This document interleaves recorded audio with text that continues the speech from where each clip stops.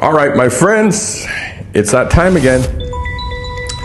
The old man is back. Yep. From a hot summer day here in Dubai. Welcome to Ask an Older Man. Passport bros, like, they're getting women from, like, the DR, Colombia, Yes. the Philippines, Thailand, like women that can speak very little English, women that don't have education, women that need them. Women that need them. Whoa, yeah. Wow. First of all, I'm come from Thailand. Yes, I speak little bit English because it's not my mother language. Education. What is about education for you? What is mean? You mean just the piece of paper that prove that you graduated? Girl, if your man is leaving you, question yourself why, or ask him nicely. There should be the reasons. The way you blame another ladies, how she from, how poor the country, the lack of the knowledge, the poor of the English, it doesn't make you look higher. Have you ever been to my country, Thailand, or have you ever go to Philippines? I have a lot of Filipino friends. I can tell you one thing. You can't imagine how hard these women can work. Not sit there and blame the other women, push them down and to make yourself look higher because your man is leaving. No wonder why your man is leaving you. And this was concerning the mass exodus of black men leaving the West, going to more traditional countries to find eligible wives. The Passport Bros movement has always caught my attention, simply because I see a lot of black Western men coming through this region, settling and working in this region. And when I say going through this region, I'm talking about men, black men, moving on, hanging out here in Dubai for a while, and then moving on to the Philippines, to Thailand, Asian countries. I had a few guys going on to Sri Lanka. Sri Lankan girls, gorgeous, highly educated, beautiful, traditional women. And so I posted my last video. Because this video has gotten such a massive amount of attention, and if you don't know what the video is, this was the last one I posted. It's called Black Men Finding Love Worldwide. Passport Bros, a black woman witness. And basically the summary of it is simply this. A black American woman, beautiful travel blogger. I'll put her name in the description. I don't remember it right now, but you know, she had a great channel, and she described going to the airport in Cartagena and the amount of black men, beautiful, eligible men that were pouring into Colombia, meeting beautiful women at the airport, women who were dressed in their best to meet these men. Go and watch the video, guys. It's really one of those videos that give you a good insight. You know, when men try to tell women that there's a problem, women get triggered. It's just normal. But when one woman says the same thing a man says in womanese, it's absorbed more. I feel like there's a big war going on between black men and women that's really annoying because that's what they want to happen.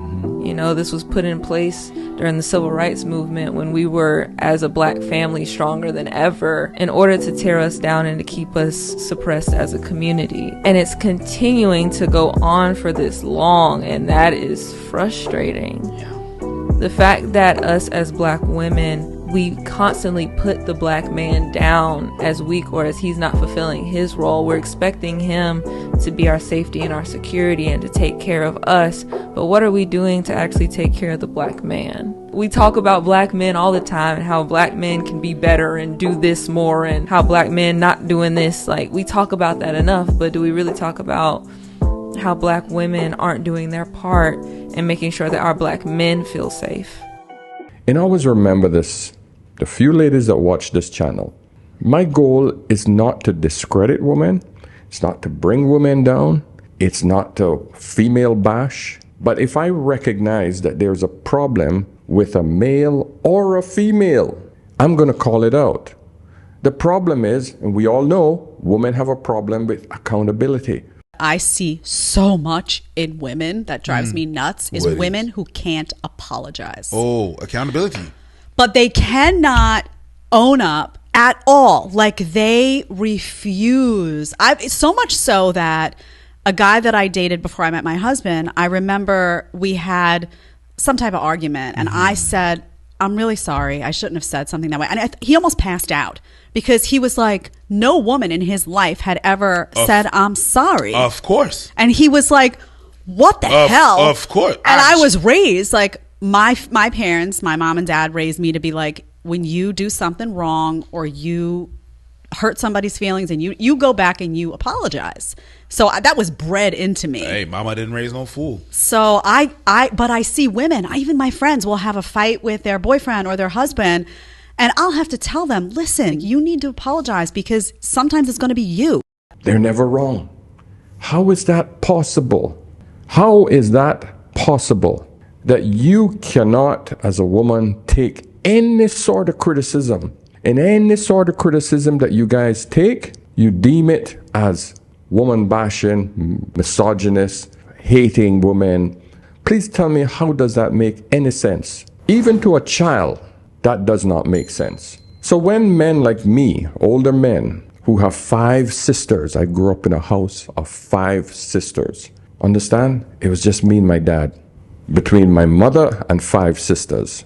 So I understand and I always pushed and support female issues because I want to see my sisters grow and flourish. And I've seen it over the years. But I really think feminism have gone way too far. Feminism isn't, just so that you understand my stance and my views, feminism is no longer about equality. It's about superiority. A gender war? Yeah. Absolutely. Feminism is killing this country. Can you be more specific? Feminism has taught us to hate men and to fear men because capital profits off of my fear as a woman. If I'm afraid of men, they can make a profit off of that. There's a gender war because men are the underdogs right now. Men are the ones being told you're feared, you're wrong, everything you do is wrong, go make money, don't show emotion, be. Women are making a rise to the top. We've over-feminized so much and included women so much, which is great. But we don't have to tear men down to include women. Men are mistreated in this country. Men are very mistreated in this country. Think about it. They're taught to be ashamed of their nature, their masculine nature. They are, if they call too much, they're needy. If they don't call enough, then they're an asshole. If they dare open a door for a woman or offer to lift a heavy box, they're sexist. If they compliment a woman, they're a pig. If they don't compliment a woman, then they're judgmental. If they get struck by a woman, they're unable to defend themselves. If a woman claims rape, she's automatically believed and she can ruin his life and there's nothing he can say about it. If a woman accidentally or on purpose or whatever gets pregnant and he doesn't want the child, he's still financially obligated to them and money gouged for 18 years every month. I do not believe the child support system is fair. I could make a part 2 of this. Seriously, men are very mistreated in this. We are now living in a gynocentric society. For those of you that don't know what that is, I'm going to pull it up. All right, I've pulled it up here. And I'm going to read it so that I don't make any errors and you guys will learn a new word and a new understanding of life. Gynocentric. What is a gynocentric society? A gynocentric society is one that prioritizes the life, health, and welfare of women over that of men. It is a community that gives women specific forms of power and privileges, such as longer life expectancy and a safer lifestyle. In a gynocentric society, women enjoy significant social advantages and privileges over men. The term gynocentrism has been used since at least 1897, and it has been associated with different feminisms.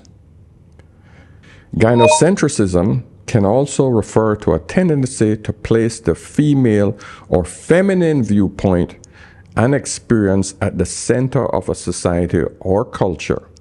It highlights feminine points of views, interests, and issues, while discarding opposing narratives. I hope you guys understand what I'm talking about. And from this day forth, you know what gynocentric means. And if you want evidence of that, then you understand that when a man divorces a woman, she takes half of his assets, regardless if she works or not. A woman no longer offers access to loyalty, appreciation, and respect after a divorce. During separation, up until divorce, and long after, a woman completely shuts off access. She has expired her duty and contributions to the union. A man cannot shut off access. His duty remains consistent. He does not get to expire his contributions. During separation and divorce proceedings, a woman will strip you of your assets and children, have another man occupying your side of the bed, and time with your children, while you're paying the rent and utilities, including the apartment you have to stay in during the process. More often than not, attorneys will persuade men to stand down when battling for joint custody due to the unfair court system. And more often than not, you'll be paying for her attorney fees. And if you had a lengthy marriage, you'll be paying alimony. So when it's all said and done, you'll be funding her lifestyle with someone else, and your children will be weaponized against you. So let's stop questioning men who'd rather exercise their options or promote premarital agreements. And 95% of the time, she gets the kids. The man has to beg to see his own bloodline, his own legacy. He has to go to court to beg for that. The man is always guilty until proven innocent. Benjamin Mendy has cleared all his rape allegations. Alhamdulillah. But what happens now? He has lost his career, friends, and his image. Just because a few girls wanted money and fame, they fake accused him and ruined his life. Even famous people like Vinny, Pogba, Gynocentric, Memphis Depay, and even Tate brothers stand it up for him. These girls should be sentenced for ruining an innocent man's life. Benjamin Mendy has cleared all his rape allegations. We now have one of the reasons why college attendance is low among men is because colleges don't favor men. You go to school on a scholarship, you hook up with a chick, guess what? 3 days later, she could say, "You raped me." Scholarship gone, your reputation gone, everything is destroyed in favor of the woman just because she said it. How can you prove otherwise? You know, part of the college experience is to explore your sexuality. But all it takes is one woman who says, "No, it wasn't consensual, it was rape," and you're screwed. Regardless of what the man says, the woman is believed. How many cases of that you see all the time? A promising college football player's life dreams shattered as he was falsely accused of rape. His accuser, 19-year-old Nikki Jovino, told police that she went to a party where two football players forced her to have sex in a bathroom. She later admitted that she had sex willingly and was afraid that if she admitted that, another student wouldn't want to date her. Malik St. Hilaire speaks out here exclusively tonight for the first time about the case. But first, Trace Gallagher live in our West Coast newsroom with the backstory here. Hi, Trace. Hi, Martha. At the time, Nikki Jovino was attending Sacred Heart University in Fairfield, Connecticut. She claimed the incident happened at an off-campus party, that two Sacred Heart football players pulled her into a bathroom, took turns holding her down, and sexually assaulted her. Jovino claims she repeatedly told the men she didn't want to be there, that she had friends waiting for her outside, and to please let her go. Both men admitted having sex with her, but said it was consensual. The players were not arrested, but one lost his scholarship, and both say they were pressured to leave school while they awaited disciplinary action. Then Nikki Jovino drastically changed her story, admitting in a sworn statement that she made the whole thing up because, quote, it was the first thing that came to mind and she didn't want to lose another male student as a friend and potential boyfriend. If there's an argument in the house, they immediately come in, put the cuffs on the man, then they have a discussion. The man is kicked out. If the woman says or accuse a man of abuse in the house, he's immediately kicked out of the house until it's investigated. Being evicted from my house now. Immediately, but what we allow you to do is get an overnight bag. All right, so we'll go inside, you can get some of your things. I have to leave with you? No, you can drive away. No. What I'm asking you is, I have to leave right now. Correct. Yep. So you can go inside, gather up some of your things. We allow you that courtesy. And do you have your car here? I do. And then on your own accord, you can leave here, okay? So you're going to leave and I can leave after you leave? I just have to leave? We're going to leave. No, we're going to leave with you. We're going to leave together. Okay. You definitely have to leave today, okay? Got you. So what we'll do now, Go inside. Get some of your things. You need this back? What's that? This. Nope, that's for you. This is me. Yep. This is me. That's officer and that's officer. Can I see your eyes, please? Is that okay? All right. My wife filed a false abuse claim against me in order to initiate a divorce, in order to get an advantage over the property that we have. Out of nowhere, she just filed a false abuse claim against me and had me evicted from the house. Women in particular who do this to men are criminals. They are dangerous. They are criminals. Women are constantly screaming for equal rights. Under the guise of equality, it means superiority. Look at the American football team, the female football team. They literally don't make any money, but they want to earn the same amount as men, even though the men pulls in almost 10 times more than female footballers when it comes to attendance. Same thing with the basketball teams. The WNBA do not make any money. It's supplemented by the NBA, yet the women want the same amount of money. Imagine being in the movie business, right? And you got all of these famous actors. And the famous actors, they big box office draws. The Tom Cruise, the Samuel Jackson, you know, all the huge names, right? But the women come up, they don't have the big draw, but because they're women, they want the same money as these big actors and bigger A-list celebrities. Does that make sense? The answer is no. And we know it. We know it. We know it. We know it as a society, but yet, what do?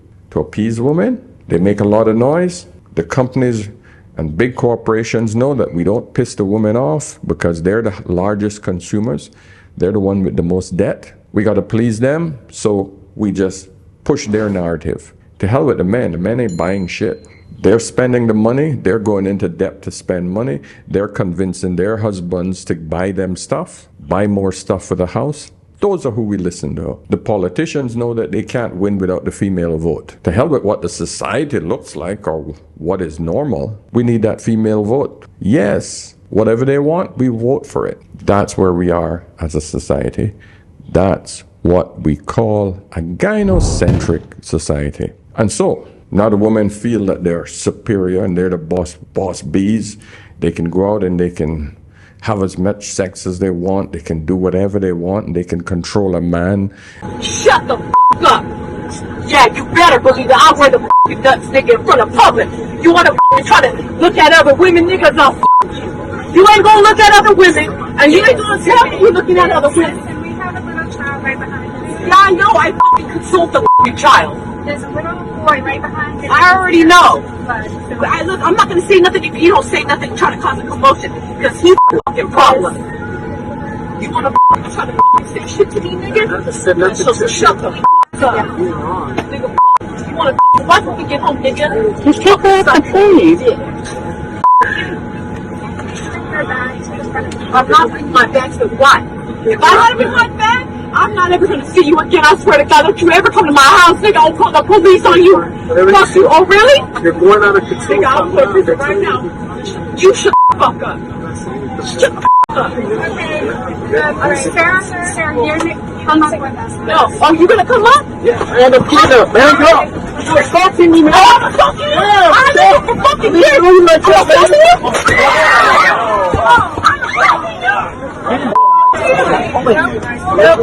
I'm gonna get my purse. Are you okay? Are you okay? You want to say I'm assaulting you? Oh, shit. You memo?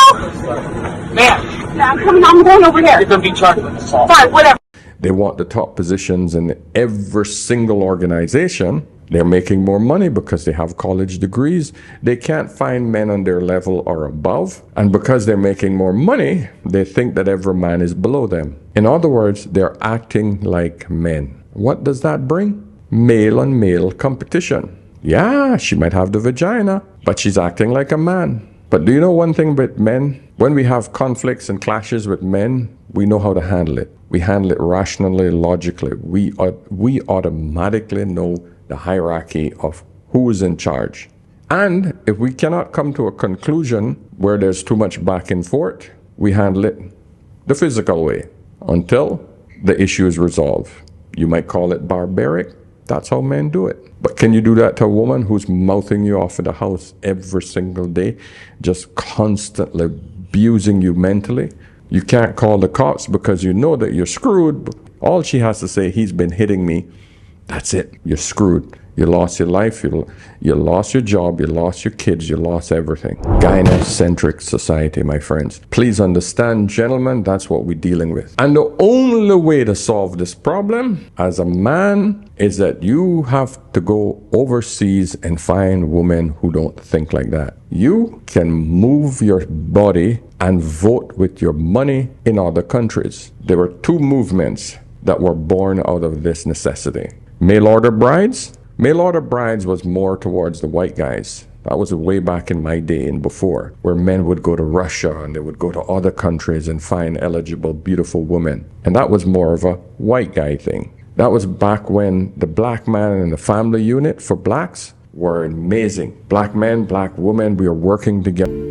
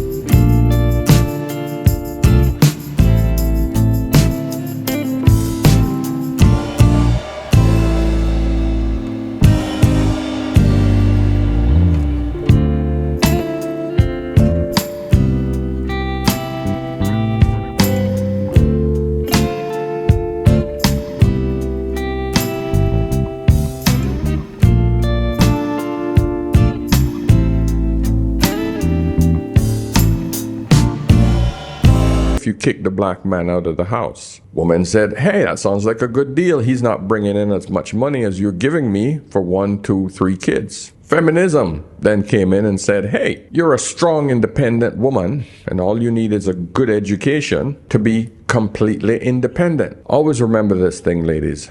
Please let this sink in. When a man gets a good job, right, and he works hard, his only motivation is to providing for a family. He wants to find a good wife that can give him some nice kids that he can protect and provide. Put a roof over their head and go through life from the time he says, I do, until he gets into the grave with one woman. Yeah, I know you're a comeback. Oh, but he wants to sleep with this one. He wants to have the... You get what you want. That's what the man want to do for you. That's his motivation. What happens when a woman gets money? She gets money so she can say, I don't need a man. What's the next statement? Oh, I don't need a man, but I want a man. Please tell me, how can any individual feel that you love them if you don't need them? Please tell me how that works. I don't need you. I want you, but I don't need you.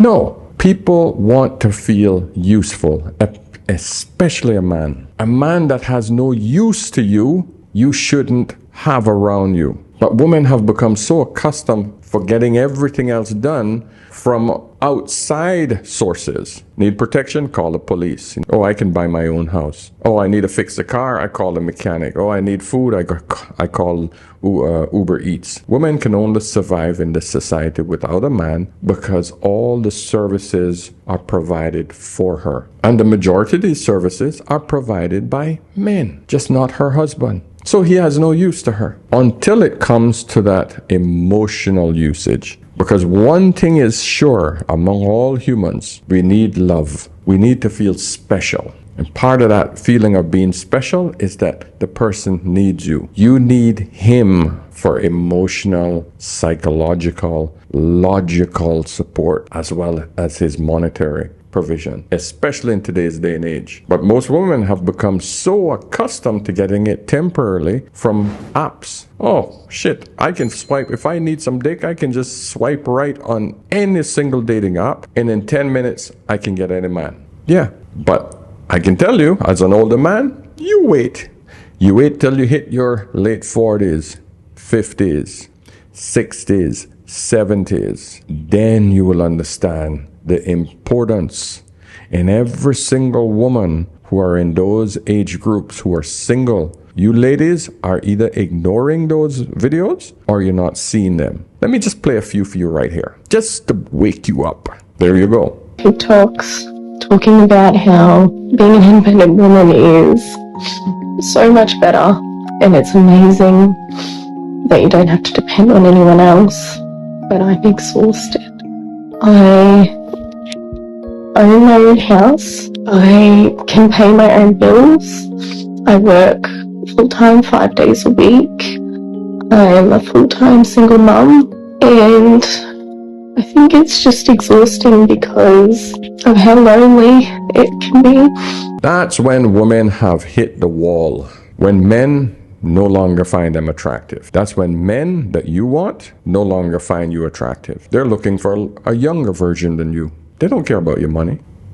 So guys, I just wanted to explain what gynocentric means. I want you guys to understand the error that we're in and why I think so by showing you, because I've just laid out many things, many instances where a Western society is now gynocentric. It's no longer a patriarchy. It's not even a matriarchy because it's not run by women. It's a gynocentric society, which I feel is worse, is because a massive amount of single mothers have produced an incredible amount of emotionally charged men who only grow up with a mother. And those men are helping their mothers and other feminists make stupid decisions. Tell me I'm wrong. You know the movie, the Barbie movie came out this weekend? And the amount of men I see freaking singing, I'm a Barbie girl, and freaking dressing in pink and prancing up and down online. It was embarrassing. Oh, the movie was great, man. It was so nice. It was a great movie. You know, you guys should go and see it.